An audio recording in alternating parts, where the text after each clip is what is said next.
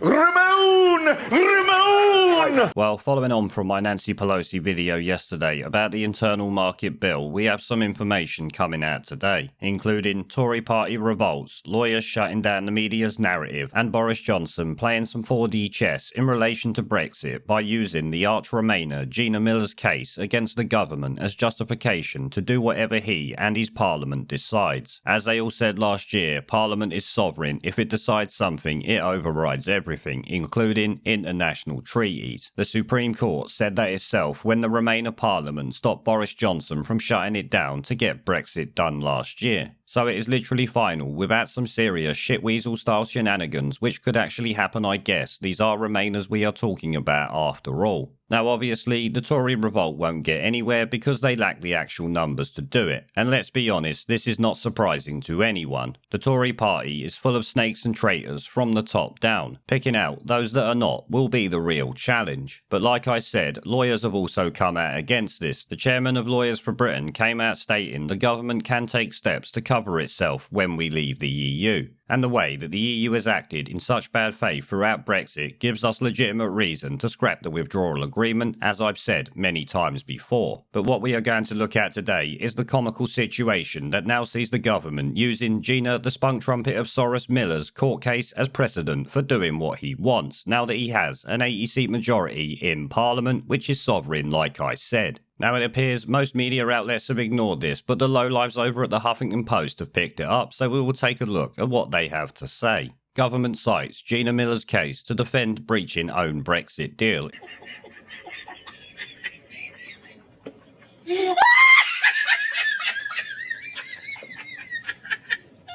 EU demands Boris Johnson drops laws that would breach his own oven-ready deal or risk collapse of trade negotiations. Well, as it stands, the EU are clearly not in any position to be demanding anything from anyone, let's be honest. The government has used the Gina Miller Brexit case to try and justify going back on the oven-ready Brexit withdrawal agreement Boris Johnson agreed with the EU this year. And yes, we all know he said it's oven-ready, but let me tell you, not one Brexiteer is going to give a shit if he bins it and goes with a no-deal Brexit. Which, to be honest, I don't think he would, even if he actually binned the withdrawal agreement. I think the EU would come clamouring round, begging for him to do a new deal with them real quick before the end of the year. As we all know, they need our money, fish and goods a lot more than we will ever need them.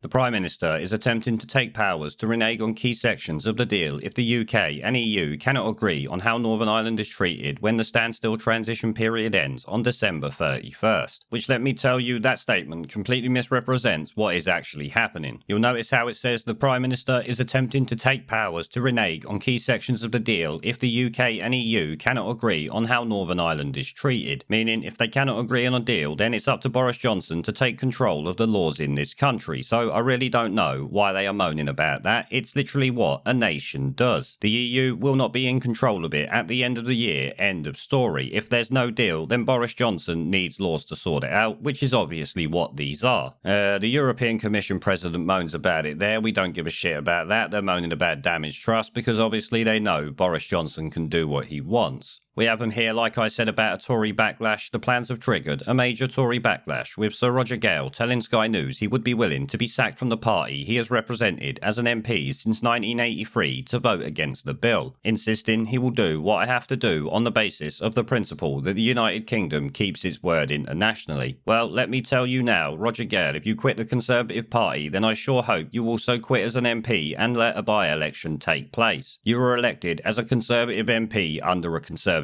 ticket. The same with Labour. If anyone leaves their party, they should be forced to step down as an MP and have a by-election run. You were not voted in for you. At the end of the day, you were voted in as a Conservative Party on a manifesto to get Brexit done, not sit there going against the government and what the people of this country voted for 4 years ago. Now, you complete and utter tosser. The UK Attorney General has attempted to justify giving ministers powers to determine what goods traded between Northern Ireland and Great Britain require exit checks, and to decide when government subsidies need to be notified to the EU in case they breach Brussels regulation. Braverman admitted these powers would be incompatible with the withdrawal agreement if exercised, as she took the rare step of publishing her legal advice to the government. It states that Parliament is sovereign and so can pass laws that breach the UK's obligation under international treaties like the WA, which, as I already said, is no thanks to Gina Miller, so we'll have to thank Gina Miller, the arch Remainer, who it turns out might have actually helped secure Brexit. Braverman said this was similar to how Canada, Australia and New Zealand operate, with international treaty obligations only becoming binding when passed in UK law decided by Parliament and Parliament alone. Because as you heard old Spider Bitch say last year, Parliament is sovereign, what it says goes, end of story, even in relation to international trade deals. In an ironic twist, Braverman argued that principle was recently approved unanimously by the Supreme Court in the 2017 Miller case, and it was also once again proven in the 2019 case when they said that Parliament was sovereign and Boris Johnson couldn't prorogue it because Parliament didn't want it. Now that Boris Johnson has an 80-seat majority, he can essentially do what he wants because the Parliament is essentially his. In the 2017 case, judges found that only MPs, not the government, could trigger Article 50 to begin the UK's departure from the EU to the anger of then Prime Minister Theresa